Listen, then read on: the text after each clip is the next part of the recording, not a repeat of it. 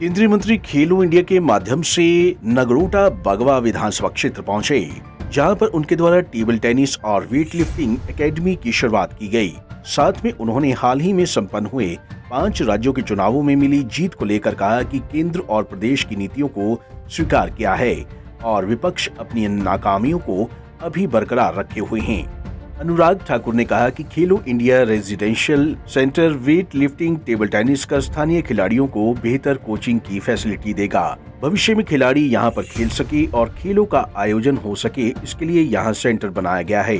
खेलो India के तहत अलग अलग स्तर पर आयोजन किए जा रहे हैं। आज प्रधानमंत्री मोदी जी ने अलग मुहिम शुरू की है। खेलो इंडिया के माध्यम से लाभ हो रहा है। युवा व्यवस्था से ही खिलाड़ी तैयार किए जा रहे हैं। उसी कड़ी में यहाँ सुविधा दी जा रही है।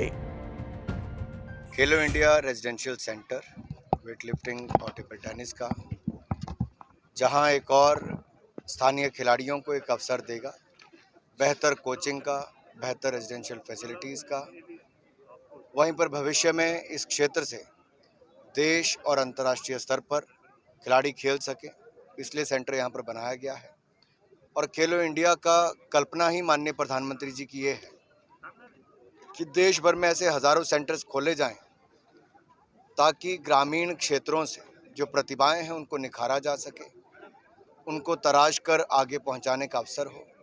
फिर खेलो इंडिया यूथ गेम्स हो या खेलो इंडिया यूनिवर्सिटी गेम्स हो, वहां पर उनको इवेंट ज़्यादा मिल सकें परफॉर्म करने के लिए। इसी तरह से टॉप स्कीम्स बनाई गई है, टारगेट ओलंपिक पोडियम स्कीम, ताकि ओलंपिक्स में मेडल जीतने के लिए एलीट खिलाड़ियों को ट्रेनिंग दी जाए। उनका रहने का, खाने पीने का, उनके खेलों का सारा खर्चा भारत सरकार उठाती है। ये अपने आप में एक शानदार शुरुआत प्रधानमंत्री मोदी जी ने की है, जिससे खेलों को बढ़ावा भी मिला है। लेकिन अभी भारत को बहुत आगे जाना है। स्कूल स्तर पे जितना खेलों को बढ़ावा मिलेगा, तो कैच देम यंग, यानी कि युवा अवस्था से ही उनको पकड़कर, तराश कर, खिलाकर, ट्रेनिंग देकर एक चैंपियन एथलीट के रूप में आगे बढ़ाया जा सकता है। यहाँ पर अलग अलग खेलों के लिए, वेट लिफ्टिंग से लेकर टेबल टेनिस से लेकर जिम्नास्टिक तक, उसकी सुविधाएं बनाई हैं।